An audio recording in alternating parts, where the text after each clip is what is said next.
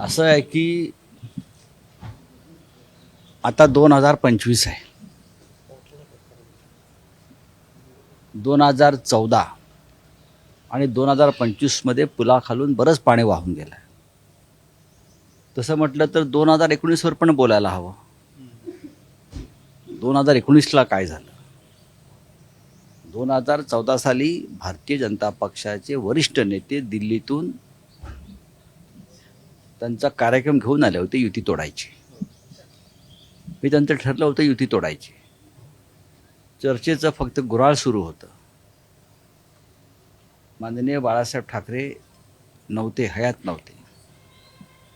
याचा फायदा घ्यावा, पहा आम्ही काय म्हणतोय ते.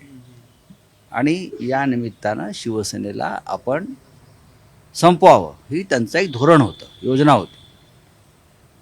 जरी हिंदुत्ववादी वगैरे हे लोक असले दाखवत होते, तरी शिवसेना संपवण्याचं फरमान घेऊन त्यांचे वरिष्ठ नेते दिल्लीतून इथे आले.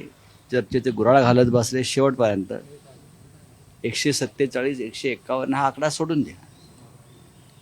पण भारतीय जनता पक्षाला जेव्हा पोस्टर लावायला महाराष्ट्रात माणसं नव्हती, तेव्हा गावागावामध्ये या भारतीय जनता पक्षाला आम्ही खांद्यावर घेऊन फिरवलं, हिंदुत्ववादी म्हणून मिरवलं. पार्ल्याच्या पोटनिवडणुकीनंतर, शिवसेनेच्या विजयानंतर भारतीय जनता पक्षाला साक्षात्कार झाला की महाराष्ट्रात शिवसेना आणि हिंदुहृदय सम्राट बाळासाहेब ठाकरे आपल्याबरोबर असतील तरच या देशामध्ये आपण हिंदुत्वाचा प्रखर प्रचार करू शकतो. आणि म्हणून ते शिवसेनेच्या जवळ आले. हिंदुहृदय सम्राट हे महान हृदयाचे नेते होते. त्यांनी सांगितलं की मतांची विभागणी नको, हिंदुत्वाच्या नावावरती आपण एकत्र काम केलं पाहिजे. बाबरी प्रकरणानंतर म्हणजे अयोध्येच्या राम मंदिराच्या आंदोलनानंतर आम्ही संपूर्ण देशामध्ये निवडणुका लढणार होतो. हिंदुहृदय सम्राट शिवसेना प्रमुखाच्या नावाची एक लाट निर्माण झाली होती. शिवसेनेच्या नावाचे एक तुफान निर्माण झालं होतं. आणि आम्ही उत्तर प्रदेश, राजस्थान, मध्य प्रदेश, गुजरात अशा हिंदी भाषिक पट्ट्यामध्ये 60 ते 65 जागा लढायचं आमचं नक्की होतं. आणि आम्हाला खात्री होती तेव्हा आमच्या किमान 40 जागा निवडून आल्या असत्या या लाटेमध्ये लोकसभेला. आणि आमची तयारी सुरू असतानाच हे जेव्हा आम्ही जाहीर केलं तेव्हा भारतीय जनता पक्षाचे धाबे दणाणले.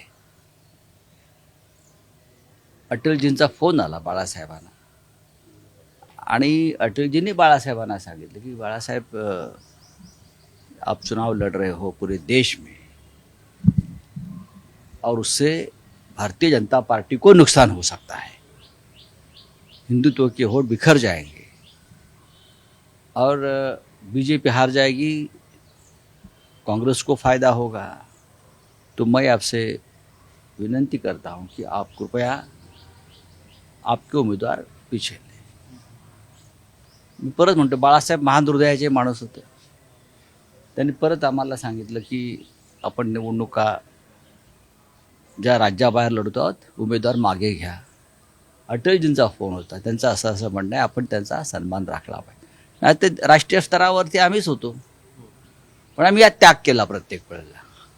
पण 2014 साली एका जागेवर 72 तास चर्चा चालली. मी होतो त्याच्यामध्ये. ओम माथुर तेव्हा त्यांचे प्रभारी होते. आणि आम्ही हा सगळा कार्यक्रम आणि हा सगळा खेळ पाहत होतो.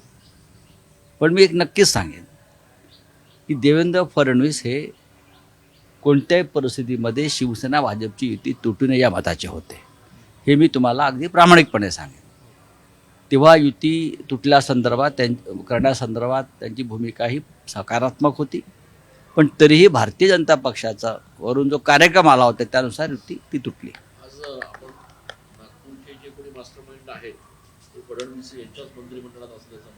नाही, दंगलीचे मोठ्या दंगलीचे मास्टर माइंड हे नेहमी सरकारमध्येच असतात. सरकार कोणाचं आहे? तुम्ही जेव्हा देशद्रोहाचे गुन्हे दाखल करताय आणि काही लोकांवरच्या घरांवरती बुलडोजर फिरवताय, त्याने भडकाऊ वक्तव्य केली किंवा त्यांच्यामुळे दंगल भडकली, पण दंगलीची ठिणगी ज्यांनी टाकली ते तुमच्या मंत्रिमंडळामध्ये आहेत ना. तुम्ही जर निष्पक्ष राज्यकर्ते असाल, तुम्ही छत्रपती शिवरायांचं नाव सांगत असाल, तर छत्रपतींनी प्रजेला त्रास देणाऱ्या त्यांच्या नातेवाईकांनाही सोडलं नाही आणि सहकाऱ्यांनाही सोडलं नाही. उगा शिवाजी महाराजांचं नाव घेऊ नका तुम्ही. तुमच्याच मंत्रिमंडळातले लोक आहेत जे कायदा सुव्यवस्थेला आव्हान देत आहेत. कायदा सुव्यवस्थेला आव्हान म्हणजे गृहमंत्र्यांना आव्हान आहे. हे देवेंद्र फडणवीसांनी समजून घेतलं पाहिजे. नुसतं चिखल उडवायच्या विरोधकांवरती आणि छाछूगिरी करायची. आय रिपीट, छाछूगिरी, बरं का, त्याला राज्य करणं म्हणत नाहीत. ठीक आहे, आज तुमच्याकडे सत्ता आहे. बहुमत फार चंचल असतं. मी वारंवार नेहमी सांगतो, बहुमत हे फार चंचल असतं. कधी सरकेल इकडे तिकडे, तेव्हा मग तुम्हाला कळेल आपण काय चुका केल्या होत्या. 5 वर्ष काही संधी नाही आता. असं कोण म्हणतं? मी फार सकारात्मक माणूस आहे. मी बाळासाहेब ठाकरेंबरोबर काम केलेला माणूस आहे. शेवटचा मालुसर आहे मी. कळलं ना? मी फार सकारात्मक आहे. साहेब, कुणाल चित्रपटांचा त्याच्या सोबतचे फोटो काल विरोधकांनी दाखवले. कोणाचे? माझे? आणि आपले- हो, आहेत ना. मी काय नाकारतो का? काँग्रेस महाविकास आघाडीच्या नेत्यांच्या जवळी त्यांचा आहे असाही आरोप आहे. मग त्यांच्या लोकांचे फोटो काढणं दाखवले. कुणाल कामरा हा अनेक वर्ष, त्याच्याने अनेक वर्ष, आता कुठे?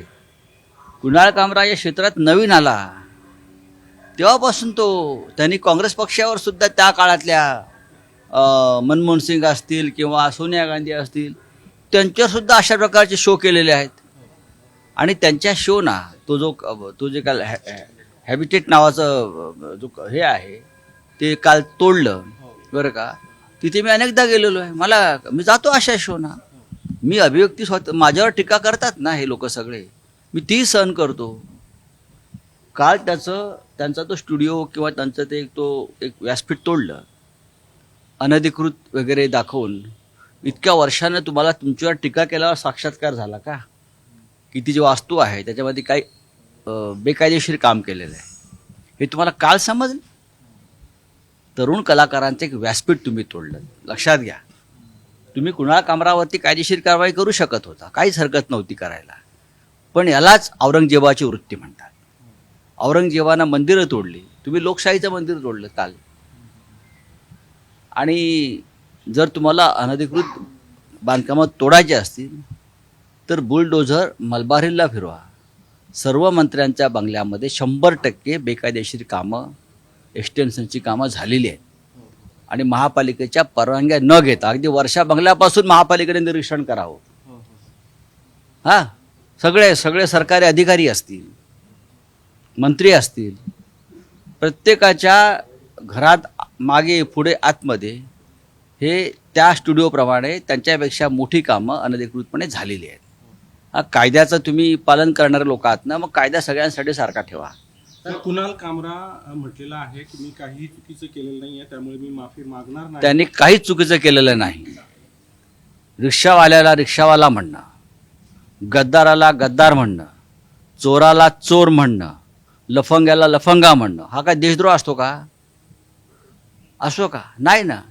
आपण औरंगजेबाला तेच म्हणतो ना. आपण छत्रपती शिवाजी महाराजांबरोबर ज्यांनी बेईमानी केली त्यांना आपण बेईमानच म्हणतो ना. काय नवीन तुम्ही शब्दकोश निर्माण केला असेल महाराष्ट्रात त्या लोकांनी, तर तो नवीन शब्दकोश समोर आणावा. शब्द रत्नाकर नवीन त्यांनी निर्माण केला असेल तर तो शब्द रत्नाकर प्रसिद्ध करावा. त्यांनी करावा ना, आम्ही तो स्वीकारू.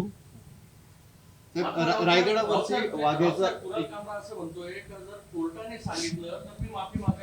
आम्ही संविधान, बघा मी त्याला ओळखतो, त्याचं आणि माझा DNA सारखा आहे. हां, असे अनेक लोक आहेत जे लढणारे लोक आहेत, झुकणार नाहीत. माझंही तेच म्हणणं आहे, कायदेशीर कारवाई केली पाहिजे तुम्ही. जर कुणाल कामरा हा चुकला आहे, त्यांनी काहीतरी वेगळी भूमिका मांडली आहे जी कायद्याच्या चौकटीत बसत नाही, त्याच्यावर तुम्ही कायद्यानं कारवाई करा, त्याला अटक करा. तुम्ही त्याला अटकही करू शकता, तो कायदेशीर लढाई लढेल. तुम्ही गुंडगिरी करताय, करा ना मग गुंडगिरी. मी म्हटलं ना, बहुमत फार चंचल असतं, फार चंचल असतं. साहेब, रायगडावरचा वाघ्या कुत्रा जो होता इतिहासामध्ये त्याची नोंदच नाहीये असा इतिहासामध्ये नोंद असलेल्या अनेक गोष्टी आपण इतिहास म्हणून स्वीकारलेल्या आहेत, कारण त्या छत्रपती शिवाजी महाराजांशी संबंधित प्रेरणादायी गोष्टी आहेत. चला. देश विदेशातील प्रत्येक घडामोडींचे लाईव्ह अपडेट मिळवण्यासाठी आता साम टीव्हीच्या सर्व सोशल मीडिया प्लॅटफॉर्मला लाईक, फॉलो आणि सबस्क्राईब करा. तसंच सर्व नोटिफिकेशनसाठी बेल आयकॉन प्रेस करायला विसरू नका.